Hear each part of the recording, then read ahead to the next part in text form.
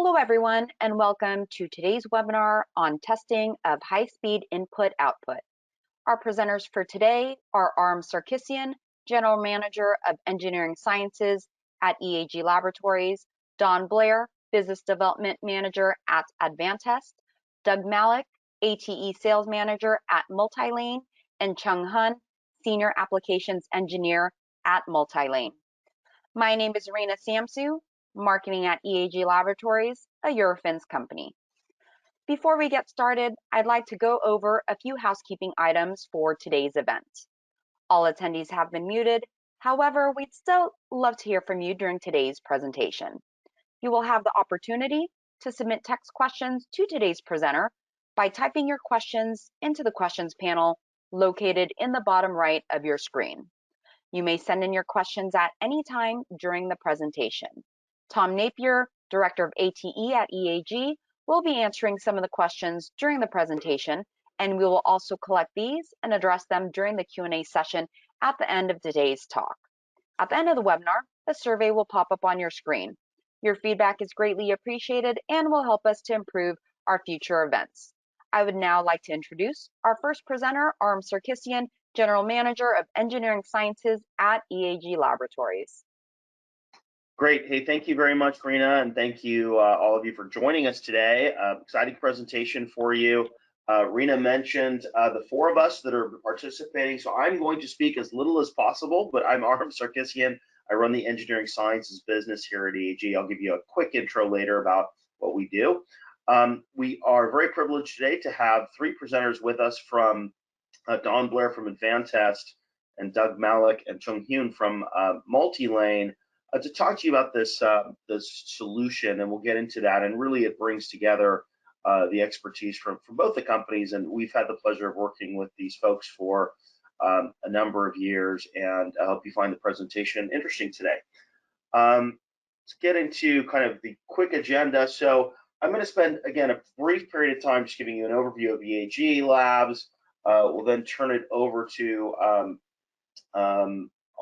our friends at Advantest and Multilane to give you a bit of an overview about their companies, and then really we'll kind of dive into the solution. And I think what you'll see today is this is really the blend of both of these things, both the Advantest platform as well as the solution that Multilane brings to the table. And so we'll be going through all of that today. And again, as if you have questions along the way, please do use that question box to submit them. We'll be answering a lot of that at the end. And just as a reminder, these are solutions that are available at EAG. So we're not going to talk about your specific application necessarily today, but if you have interest, of course, reach out to us. And this is a solution that you can explore through our lab here at EAG. Okay, so a short bit about what we do. So EAG is a worldwide network of laboratories and test facilities. And primarily the major things that we do are in the material science space, and then in the business we're talking about today, the engineering science space. Lots of things I would, there's lots of different services and things that we offer. It really, what we try to be is kind of a one-stop where we can be the first phone call you make, whatever that problem is, whether it's failure analysis, testing, materials issue, but it's all involved in kind of those innovative early development cycles, typically for helping companies bring their products to market.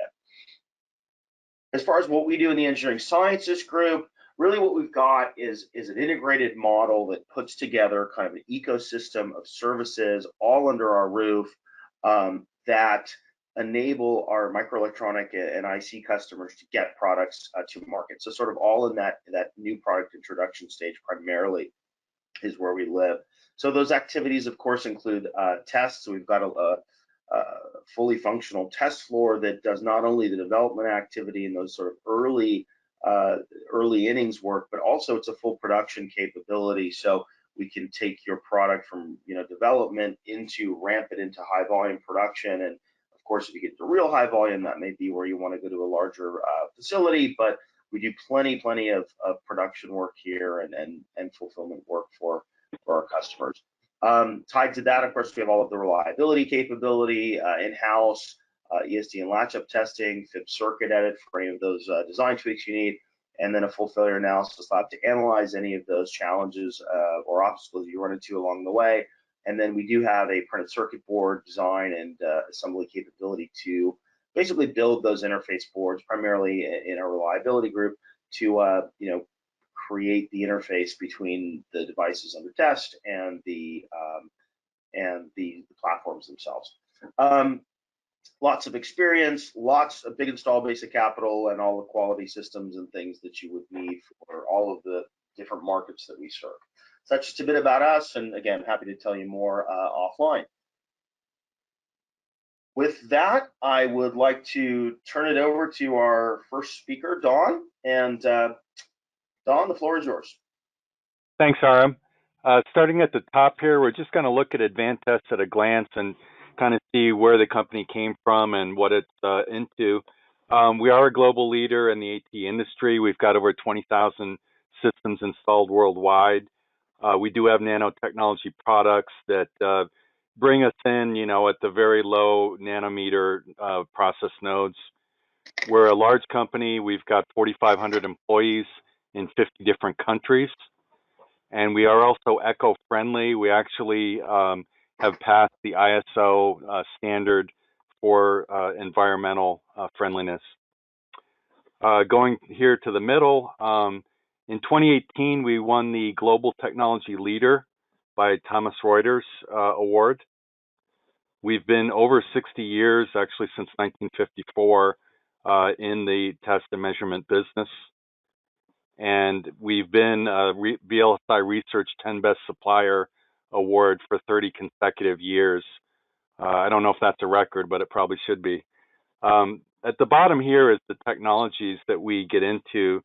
So looking all the way to the left here, we've got mass metrology, we've got wafer metrology, and then getting more into the tester part of it, in inline tests, we've got wafer test, where we support SoC, memory, probe cards, and DLT. Package test to the right of that. Very similar lineup here, SoC, memory, digital analog, device interface handlers, and cloud testing. And then we also cover system level test all the way to the right. Next slide, please.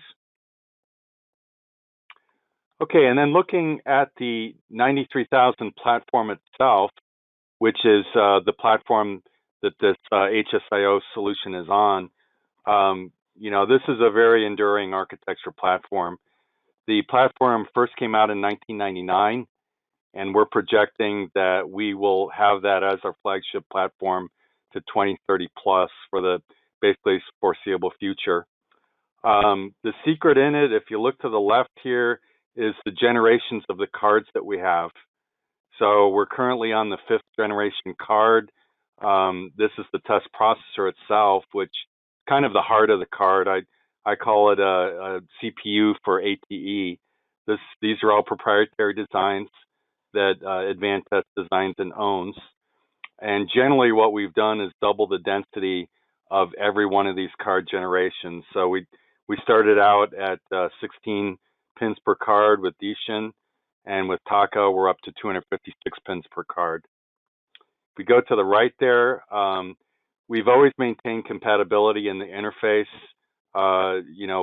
Probably the only vendor in 21 years, that's had the same interface for DUT boards and so forth. One of the other keys to our system is the liquid cooling design, which is not only quiet, but it also allows us a very small junction temperature variation, which provides great measurement and stimulus stability. And then going to the left here on the bottom, the software and factory automation. Again, we've gone with Smart Test since 1999. Obviously, we've come up with lots of enhancements. And currently, we use an Eclipse GUI, which is, Eclipse is an industry standard software platform. So that's what we use. Other EDA companies use Eclipse as well. And with that, I'll turn it over to Doug.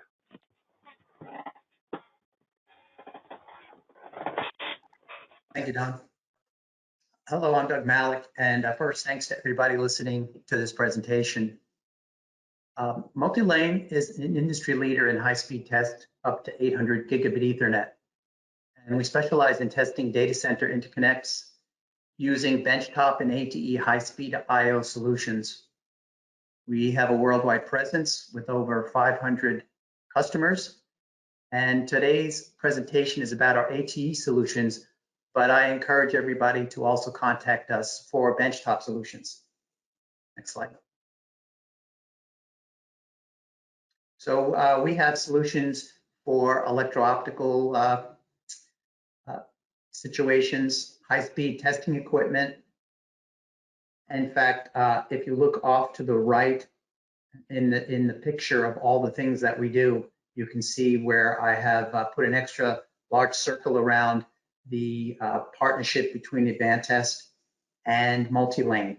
And that's the Advantest 93,000 tester that I've circled, which we'll be talking more about later. So we're involved in production, package, and wafer test, validation, compliance, and burn-in test. And then in some of our other products, network switch compliance test. And as I've said, you know, we have this partnership between Advantest V93000 and our equipment, as well as we have bursts, scopes, and interconnect solutions. So again, we're going to talk today about the ATE side of Multilane, but we have lots of other benchtop solutions that you can contact us about. Next. Okay, so as high-speed data traffic, data center traffic increases in speed and volume, it's becoming even more important to fully test the signal integrity of system level compatibility of all of the high-speed links. And this is where Multilane AT can help you. We're already testing TIAs, VGAs, and CDRs. And I've listed all of the serial bus standards in a subsequent slide that can be tested at the PHY level, at the physical level with Multilane ATE. Next. Another interesting area where many high-speed ports are being used is for artificial intelligence and GPU IC testing. You know, these devices now have hundreds of ports per device. Quite often, it's a multi-chip module with many known good die. Speeds of the ports are, you know, they're even using 400 gigabit Ethernet ports on these chips. I've seen other chips where they're using PCIe Gen 5. We also can use our source and measurement to test USB 4 and HDMI ports. Next slide.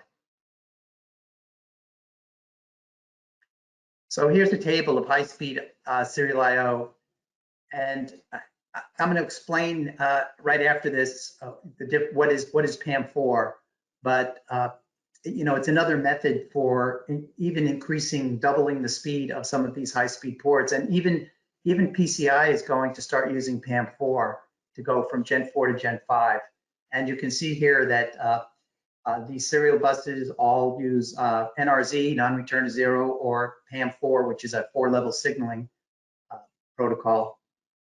We can support testing at the physical level for all of these devices. I'm sorry, all of these serial bus standards. Next. So here I'm just a quick primer on what is PAM4 in case some people in the audience are not familiar with it. So basically, as you can see, with NRZ, that's the traditional swinging between a 0 and a 1. And what PAM4 does is instead of switching between zeros and ones, you're switching between 4 different levels, which gives you 2 bits per transition instead of 1, effectively allowing you to double your speed. And if you look off to the right, in fact, 56 gigabaud PAM4 is equivalent to 112 gigabits per second, which is extremely fast, as you know. And that's state-of-the-art high-speed serial at the moment. And that would be on each channel. And multi-lane can test those kind of signals. In fact, what we're showing below is a signal scope output from our instrument showing PAM4. Next slide. So I'm going to pass this over to Chung to explain some of the device examples that are being used by our customers. Yes, thank you, Doug. So this is some of the real example that I'm working with my customer actually, and would have given some names for you, the ABC as the customer. So I'm working with one customer. They're doing the 4-channel device CDRs. This is 25 gig NOZ, and the setup is they're using our calibrated judgment side from our board to really calibrate out or test the DUT of the RX, for all of the VCO range checking. The second customer is the 8-channel 56 gig PAM4 or 28 gigabaud ASIC. This is using for the QSFDD transceiver application. And right now they're currently using like 2 of the 8-channel board to test the dual side. And the test parametric right now is mainly BR. They're doing the BR over time as well as over a long time. The last customer is working on the latest 112 gig PAM4. This is 56 gigabaud. This DSP is a very new IP that have the embedded TAA driver and some other DML also. Because of this, nature, simply the external loopback will not work because you have to test the TAA as well as the photo separately. So using a combination of our broad and scope, this will allow the customer to really fully characterize the device in the lab as well for production, including the linearity, the voltage swing, and some other testing also. Next slide, please. Next, to talk about how does a multi-lane advantage integrate the whole solution together, I would like to bring back Don. Thanks, John. Okay, we're going to look under the hood here. We're going to take a look at the hardware and a brief look at the software as well. If you look all the way to the left here, what you see is a 93,000 test bed with what we call a twinning frame, which is the box that's on top of that, which is a card cage. We also call it the HSIO card cage. And then to the right there is a picture of it mounted on the test head. This one happens to be a small test head with the test station. Next slide, please.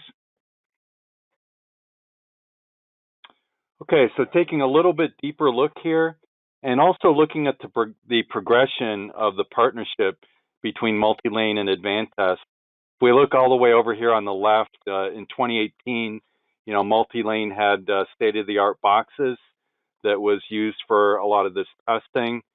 In the 2019 timeframe, multi-lane redesigned the form factor to be a card that would fit into our HSIO card cage. And what you see here is what we call a cassette. And one of these cassettes can hold up to 2 card resources. And you can have 4 of these cassettes for a total of 8 multi-lane resources. And all the way to the right here, again, you'll see the HSIO card cage. We're going to see a cross-section of this in the next couple of slides. But again, the white connectors here are the blind mate connectors that interface the multi-lane instrumentation to the DUT board on the 93K. The cavities that you see at the top and the bottom are actually pogo segments. So that's what brings the 93,000 signals from the test set all the way up to the DUT board. And then again, the white plastic connectors there are the blind mate connectors that bring the multi-lane instrumentation up to the DUT board. Just to the right of those white connectors, this is a demo DUT board. So obviously it's not a full-size one. It's basically loop back where we can use a BERT and loop that back to a DSO. Next slide, please. Okay, a little bit more view of it. To the right here, you can see at the top an actual DUT board, covering the HSIO card cage. Just below that, again, another look at the card cage itself with the DUT board removed. And all of those numbered segments are the pogo blocks that I had mentioned. So we have up to 16 513 pin pogo blocks that can bring virtually any of the resources from the 93,000 up to the DUT board. And then in the middle, again, this would be a fully populated, 2 cassettes to the right, 2 cassettes to the left. Each cassette can hold 2 cards for a total of 8 cards. And then you'll see this same thing in a vertical cross section on the next slide. Next slide, please. I'll also mention on the previous slide, so we do support wafer sort as well as package testing. For the wafer sort, we're using the direct dock type of access, and we have a bridge beam that we sell with the tester that supports that. So looking at this cross section here, you know, where it's labeled cassette, again, those are a cassette that can hold 2 cards. You can have 2 on each side, and you can see the blind mate connector there, bringing the signal, a very high-speed signal, up to the DUT board on top, the twinning DUT board. And some DUT board circuitry that we find very useful. One is a bias key in the signal path.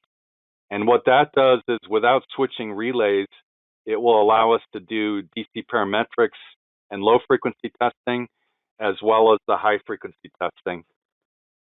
And then on the other side of that, we've got wideband splitters. We can take a stimulus and split that out to either several inputs on the DUT or possibly several different sites of DUT. And then the light blue section just below to the right of the DUT is, again, these double-ended pogo blocks that bring the 93,000 tester resources all the way up to the DUT board. And again, you can have up to 16 of those in a setup. Next slide, please. Okay, last slide here just shows you the level of software integration. This is fully integrated into the Smart Test software environment. Basically, it just looks like different APIs. The look and feel is the same. It is multi-site friendly, much higher throughput than rack and stack instruments. You've got all the tools in the Smart Test 93,000 environment, you know, that a standard system would have. And basically what it looks like is you basically develop your test program as you normally would, and then there's just another path of adding APIs and debugging those APIs for the multi-lane instrumentation. So it's fully integrated into all the tools, the data log, the UI report window, the test flow, etc. And with that, I will pass it back over to Doug.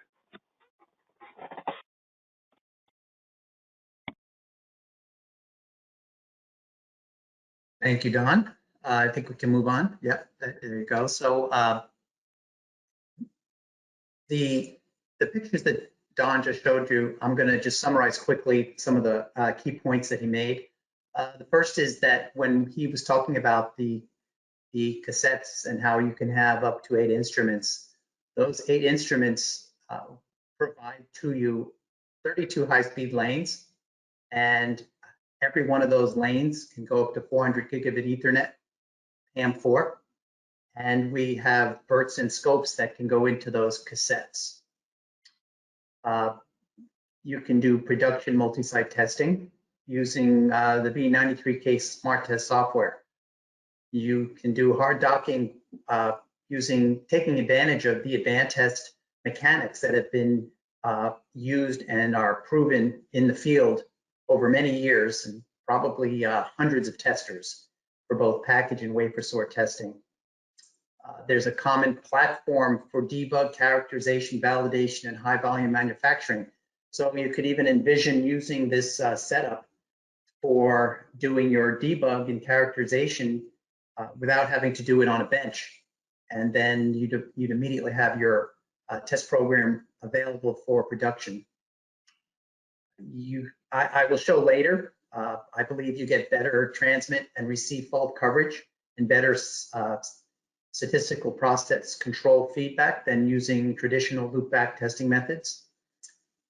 We have written the APIs in the Smart Test environment so that the instruments are 10 times faster than our benchtop solutions, which obviously for high volume manufacturing test time is key. And we have high-speed cable harnesses protected inside the twinning frame with blind mates to the load board, And as I'll talk about later, preventing the cables from moving is very important at these high speeds. You don't want them moving around. Your signals can actually, measurements can vary if the cables are being moved. And of course, being protected in a production environment is also key. And there are ways to scale beyond the 32 high-speed physical lanes. That's more of an offline discussion. If you have devices with greater than 32 lanes, please contact me afterwards. Next slide. So this is a slide about our high-speed scope, and these are testing examples of our high-speed scope. Again, you can have up to 32 of these scope channels running in parallel. So what I'm showing you here can actually be done on all 32 scopes at the same time in parallel in the system. Voltage, timing, and other signal integrity testing can be done. And parameters such as eye parameters, a data eye window parameters, jitter, signal to noise ratio, et cetera, can be data logged and used for pass fail in your production test program. So while I'm showing you off to the right some of the graphical feedback that you can get from the smart test program, you can get this kind of visual that while you're doing your debug, you can get all of the measurements below, shown below as parameters that you can use when data logging, and you can use them to pass fail your devices under test. Next slide. So likewise, we have BERTs that can have up to 30, so you can have up to 32 channels of BERT instruments as well. And so these BERT instruments can be used to source PRBS signals, or even signals that you can programmably generate. And then the BERT can also be used to receive the PRBS signal back and do a bit rate kind of measurement on the signals. Once again, you can do voltage, timing, and signal integrity kinds of things. And the BERT not only can source a PRBS data stream, but it can intentionally inject errors into the PRBS data stream, and then to see if the device see what happens when the device receives these injected errors as well. So now I'm going to pass it over to Chung to talk a little more about the actual instruments themselves. Yes, thanks, Doug. So here's a quick snapshot of what instrument do we support. So the first one is our 4-channel differential electrical scope, the 4025. We also have a variety of the BERT family. Like the one can go to 28 gigabaud PAM4.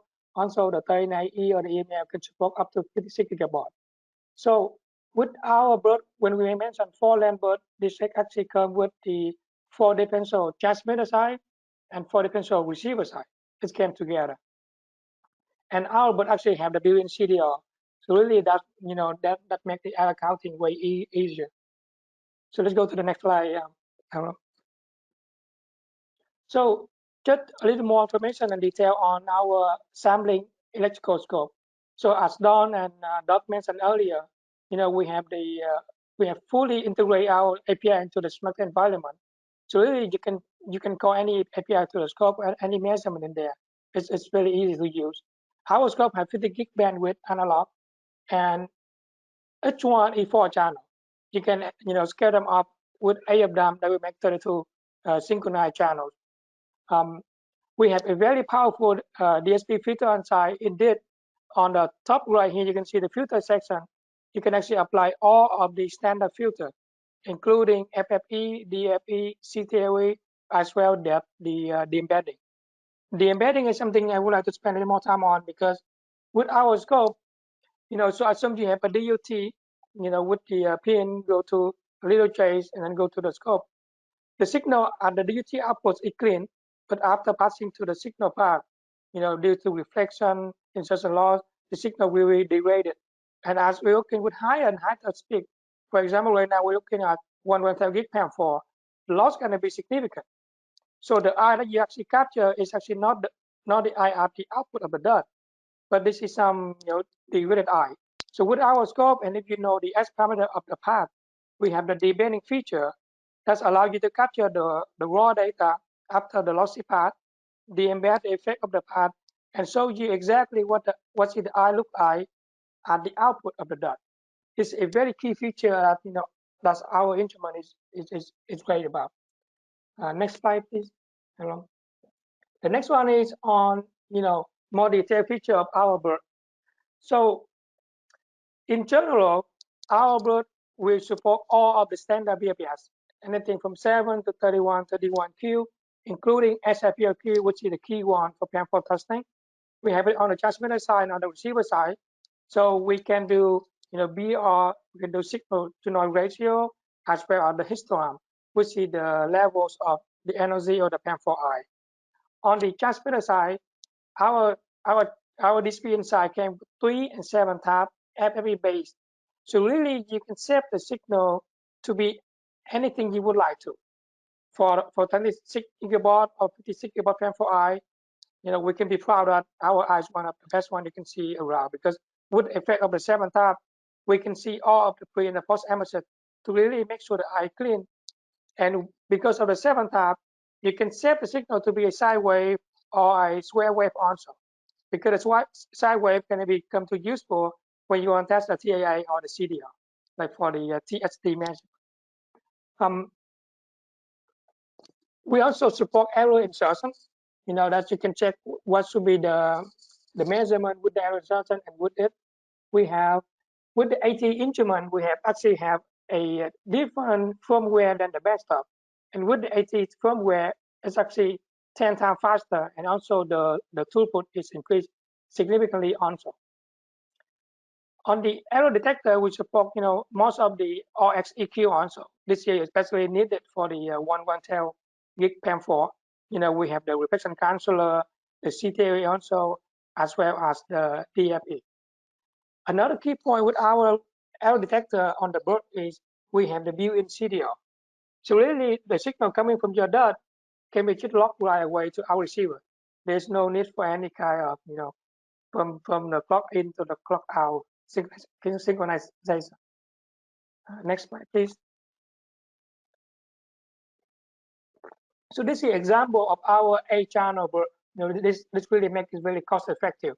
With one bird can support A channel, A transmit, A receive, and then you have 4 of them that can make 32 synchronous channels.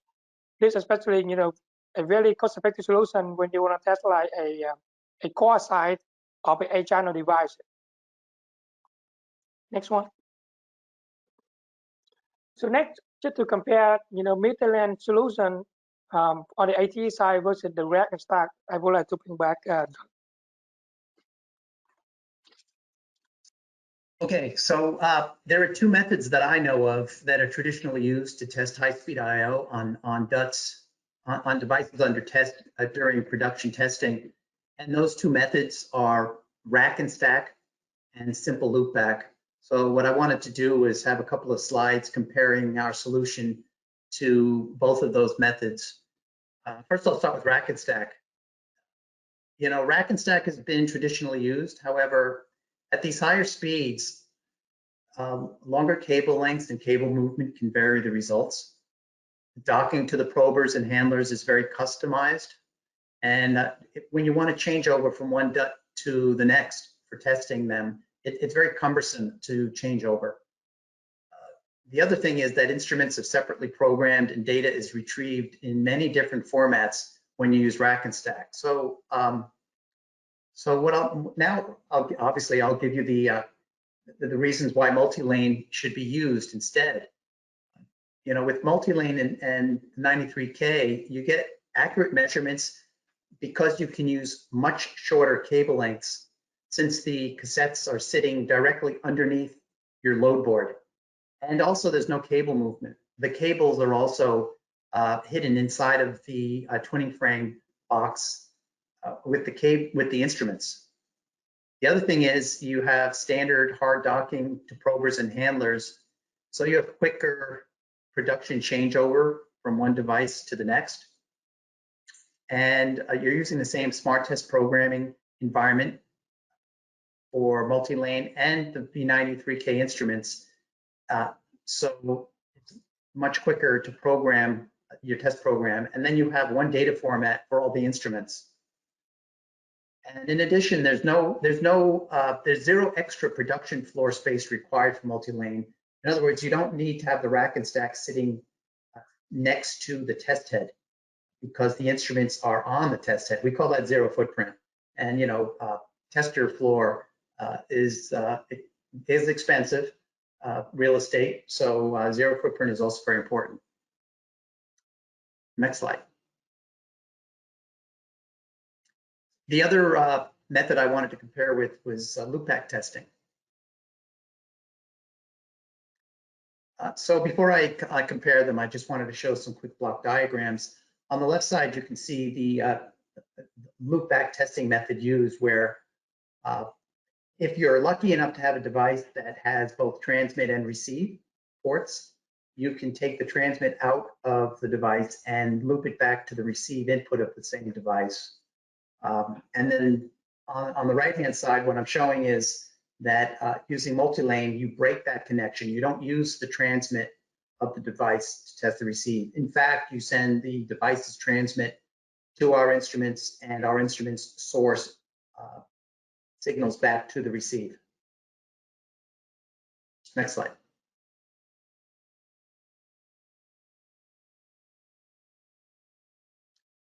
So with loopback testing, comparing multi-lane to loopback testing, we believe that you can achieve better device performance testing using multi-lane. For example, if you want to do marginal device pass-fail on your signals, it seems unlikely that you can rely on the BIST. BIST, you might have BIST telling you results based on a transmitted output that is, it's right next to the receive input. And in a real world situation, that is not going to be the case. Also, it's going to be more difficult to source and measure jitter for doing jitter tolerance testing. If you want to operate data, if you want to see how the device handles data rates beyond the data rate spec, that's something else that can be done with external instruments. And also, if you want to send signals into the receive input at minimum spec levels, that also might be challenging if you're using BIST, but you can simulate the actual, what the signal is going to look like coming from the paired device in the real world environment. You can also do more sophisticated algorithms with multi-lane V93K, meaning that if there's a particular kind of test that you want to run, you can program it using smart test, whereas if you have built-in self-test, it's not going to be as quick to turn around a new test program. And then finally, as industry standards evolve, multi-lane software libraries evolve. And here's an example where the TDECQ is a measurement that was required after the 400 gigabit Ethernet was introduced, and so the multi-lane software libraries were quickly updated to include this kind of measurement capability. Whereas, if you have BIST, you'd have to go back and add the program to the BIST environment. Next slide.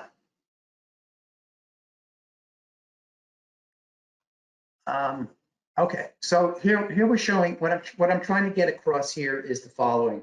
For quality, we're always talking about quality and continuous improvement.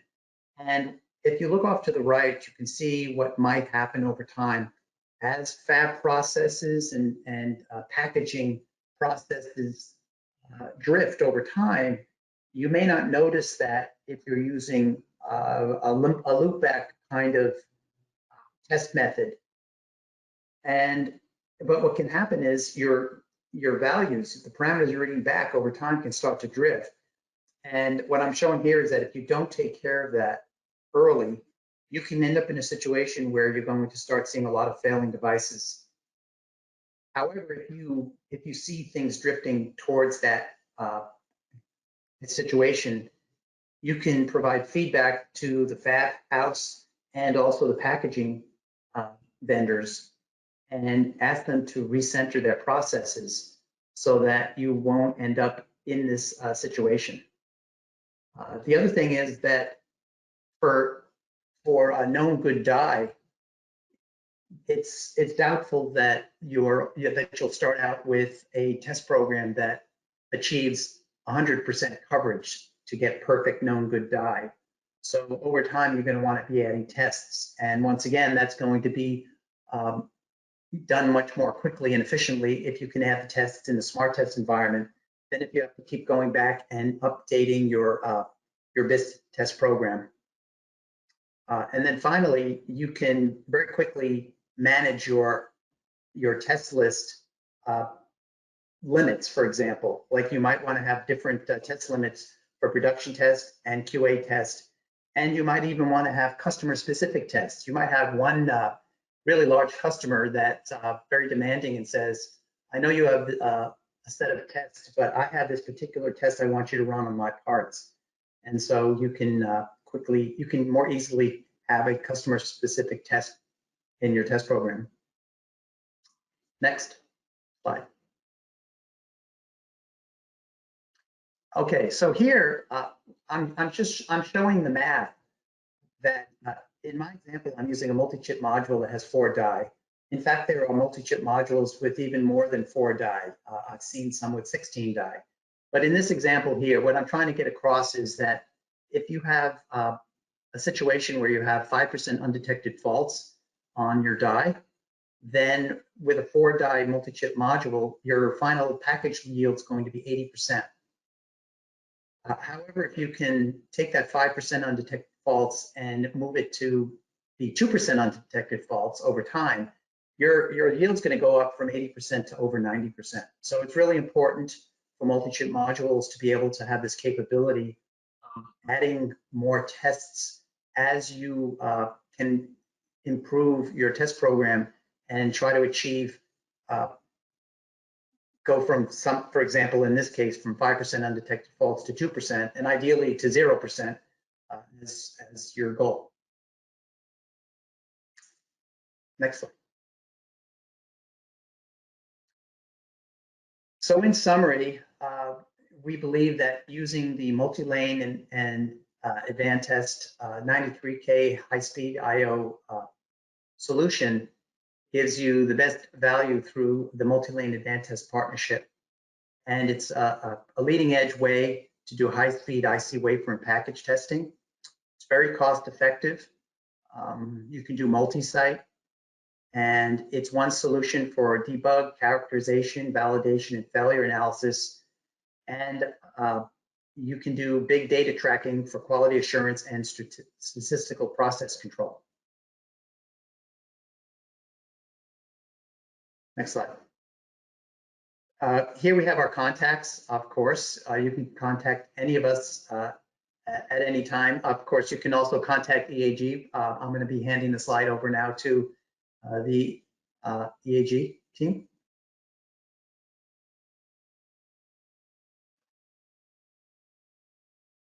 Great. Sorry, I was muted there. This is Aram again. I want to just thank everybody and thank our speakers today, Don, Doug, and Chung for their presentation.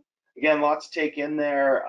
Really, this is intended to bring awareness to all of you, and this is a solution that you can work with through the folks at Advantest Multilane, but also through EAG. So our aim is to continue to bring you these kinds of solutions that you may not be aware of, and also explore them through our test floor and our labs. So a little bit of shameless promotion, of course. Why choose EAG? Well, but confidentiality is a big part of what we do. IP security has become more important now than ever. So that's the kind of environment that our entire ecosystem of services is protected by. We've got a lot of thought leadership and work with a lot of thought leaders, as you've seen today in the space throughout various techniques and services that we've got. Lots of knowledge, lots of skill. I think a lot of it is having kind of this multidisciplinary approach. We have test, we have reliability, failure analysis, all of this under one roof. So effectively, we can leverage all of those different assets and expertise to really problem solve, which is key to any of this innovation and new product introduction that many of our customers are involved in. And then we've got scalability, lots of instruments, lots of people, lots of good stuff. So I will leave it there. And thanks for being with us today. Again, if you have questions, we are going to get to the Q&A here. So please make sure you type those in, and we'll start to review some of those.